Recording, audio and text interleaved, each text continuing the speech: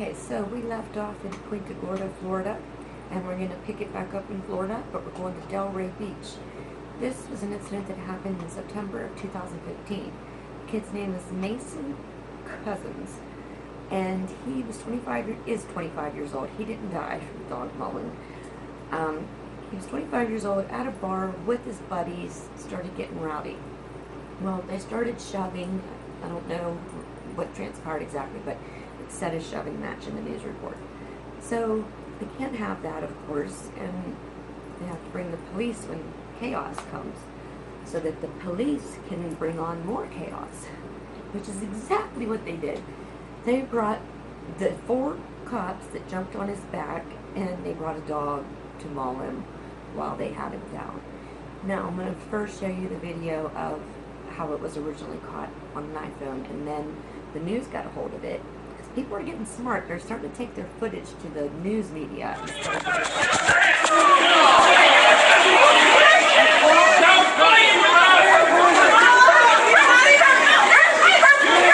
Oh my fucking God.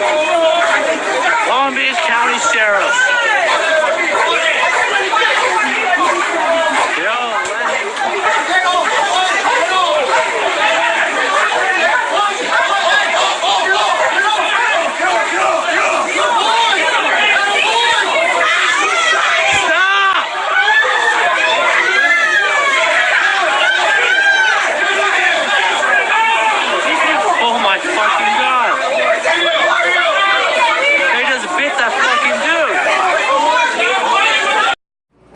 Love how they say quit resisting, as all 4 of them are on his back.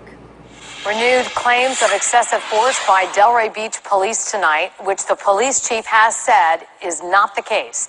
But lawyers for a man bitten by a police canine in this viral video says the officers involved should be punished. The lawyers claim the man was not resisting them when the dog bit him. News Channel 5's Charlie Keegan with more. It's the video which blew up in an instant. It shows police arresting Mason Corson after they say he punched a man and a police officer at a downtown Delray Beach nightclub. Now, lawyers for the man in the middle of the fray are speaking up. There was no reason, except for cruelty and pleasure and fun, like go, go, go to the dog, to ever have released it on him. Attorney Gary Collins says Corson wasn't resisting at this point. He argues the angle of the bite marks in these pictures prove Corson's hands were behind his back when the dog bit him. And he says you can even hear the handcuffs click before the dog bites. He wants the officers involved to be punished. He also says the chief of police spoke too soon when defending his agency. The chief made his statements without conducting any investigation. Okay, next up, Diop Kamal goes to Coral Springs, Florida, and investigates the dog bite down there. I'm going to tell you more about Diop Kamal after this clip. You'll be able to see injuries to his face, as you might see here, injuries to his legs, his arms, and other regions of his body where, according to Mr. Friday, the dog repeatedly bit in. I also have evidence from the tasering, because I actually have one of the taser cartridges. I'll show you that in a moment. But at this point, let me allow Mr. Friday to comment in the video interview that I did with him just about a week ago. Okay. The police are going to claim that you did something to deserve the attack that happened. Can you think of anything that you did that would give them reason to use force against you? I can't think of anything. Of some legitimate use of force, but rather from a police officer having his boot on his face and smashing his face into the concrete. Mr. Friday starts out by saying initially the incident started with him committing no criminal act, essentially walking to a neighbor's house to get a cigarette. He somehow walked into a Coral Springs police investigation. Canines were set loose on him. According to Mr. Friday, he was mauled repeatedly in the groin, leg area, back, and a few other parts of his body. Okay, I want to take a real good look at this. This is what they did to your leg. That's what they did to my leg. Jesus. Now, is that from the dog? That's all from the dog. The dog bit you that many times? Yep.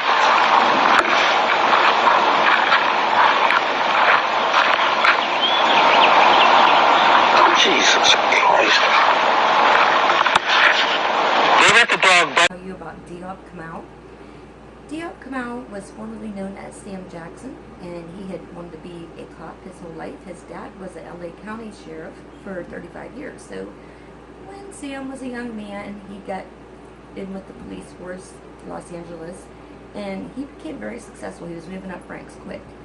But he had a struggle with his conscience, because he saw what was going on there. He saw innocent people get hurt, innocent people get shoved into cars and pressed down, and they treated people so badly then, especially black people. It was what I call the Rodney King era when he was in this police work. So he took about 2 years of it, couldn't take it no more. He quit. Policing the police himself, he was a pioneer of doing this, right? He did it in the early 90s, late 80s, when nobody was doing this. And he spoke out publicly against this police department, which is unheard of. And oh my God, he went on little talk shows in the LA area and did like debates with the chief and stuff. And they all made him look, if you were just a normal average person that didn't really realize what was going on in these cities, they made him look dumb, but he wasn't. Like, I could see looking at him, he was so smart and so brave back then. So what he would do is he would get out and he would take a little guy with him. I forget the guy's name, but I've watched so many of his videos, I feel like I know him. But I'm going to show you a clip of him going out with a guy to give you an idea of the era of Rodney King and how intimidating the police were for black people. But he went out and did these clips, and he got so good at it, like Dateline NBC featured him on a show. They brought him back again for undercover investigative series, like Driving While Black and stuff like that. He became very successful, got a law degree, and now he is a police brutality expert at court testimonies. So he's a pretty successful guy. He still goes and picks random cases that really, people need his help, and goes out and checks into police behaving badly. And he has these dog mauling videos on his website. So I wanted to show you them, and again, I want to give you the feel of what it was like back then for a black man. This is a 20-minute standoff that started over something like a broken tail light or a license plate light or something so trivial. No, windows. It was windows. And that's why they pulled him over, and he had his buddy with him, and Paul's his name. And they went out there, and this lasted for 20 minutes, the way these cops stared them down. Now, I've edited it down for time purposes, but in about 3 minutes, it'll give you the feel, and you'll know, and then you'll understand the next 3 clips a little bit better. So anyway, we're going to roll the clip. All units, code 416, 1600, Boulevard, Mr. Stewart. Southeast Unit, domestic violence, 419, cat, 73. Get a man with breakfast, those things, fine, some female black, serve them to you, hair control. Hey, down, I'm just looking at you, man. Staring you down, sir.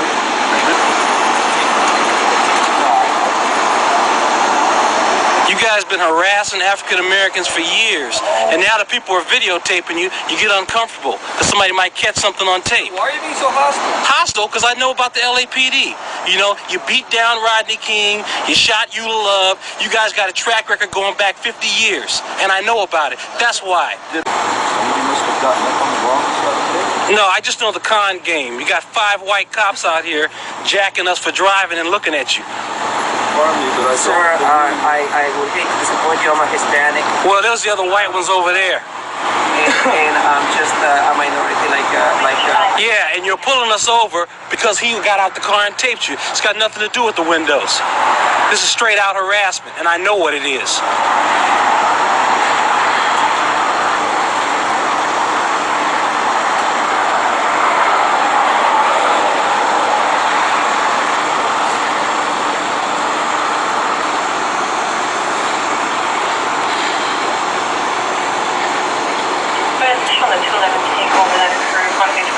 So this is a clip reminiscent of the Rodney King era, and this is how blacks were treated by police and by their police dogs. And you can see how mean these police are to this man, and he's pleading for mercy, and he is given none. This is in LA.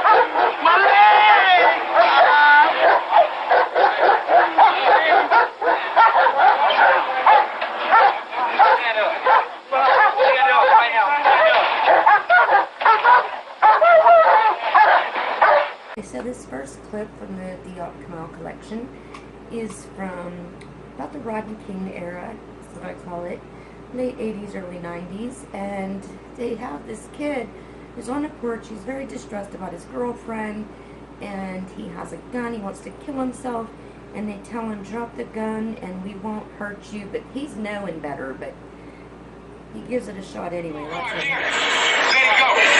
You can't go. Let it go. Everyone says I'm sorry to fight you. It's your last chance.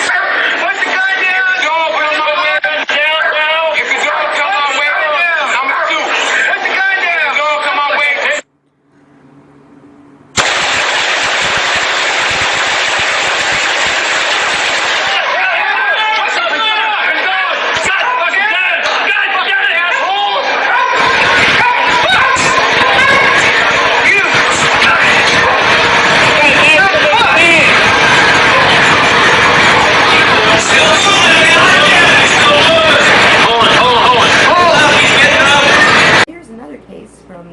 Called the Canine collection, and I picked it because, for one, it's a woman who gets over a traffic violation, and it also shows that there's a cop who tells what really goes on, and this is LA again, and he tells how a lot of times these cops will say, well, they shouldn't have ran, they deserved it for running. They do it often, and I'm going to prove it with just a little clip that I happen to find on Cops, of all places. If you ever watch Cops, they do some dirty stuff on there, and they don't do their arrests right sometimes, but it flies right by people. I caught it. So check this out. According to the police report, that's when Harris's dog Urko, quote, exited the vehicle and, quote, contacted Miss Laws for approximately 15 seconds. Shortly after the dog attack, Laws realized she had been seriously injured. I lift up my T-shirt and I pull down the cup of my brassiere, and a flap of meat falls out as I pull my brassiere down, and it's like almost my entire nipple has been bitten off. They feel that if a suspect runs and hides, then he deserves to get bit. You think it needs to be tased just for all this work? Yeah. Keep those hands. Keep those hands. Crawl to me. Crawl this way. Got cop? Put your hands down. Put your hands down right now. You got it? Yes, sir. Let it go. Under the bed.